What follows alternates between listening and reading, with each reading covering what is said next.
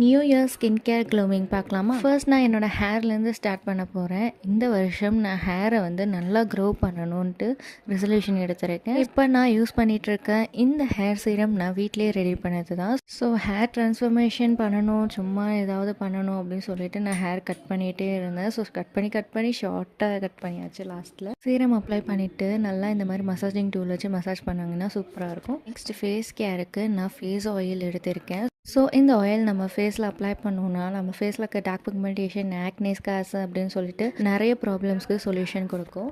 Hair தவிர பாடி ஃபுல்லாகவே நம்ம அப்ளை பண்ணிக்கலாம்.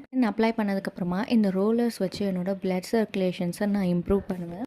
அண்ட் குவாஷா மெத்தட் யூஸ் பண்ணுவேன். ஸோ இந்த மாதிரி நம்ம யூஸ் பண்ணுறதுனால நம்ம ஃபேஸில் பிளட் சர்க்குலேஷன் அதிகமாகும் அண்ட் நம்ம ஃபேஸ் வந்து நல்லா டிஃபைன்டாக தெரியும். ஸோ நியூ இயரில் நியூ ரெசல்யூஷன்ஸ் எடுத்திங்கன்னா எல்லாமே பர்ஃபெக்டாக நடக்கும் உங்களோட லைஃப்பில். ஸோ எல்லாருக்கும் wishing you happy new year.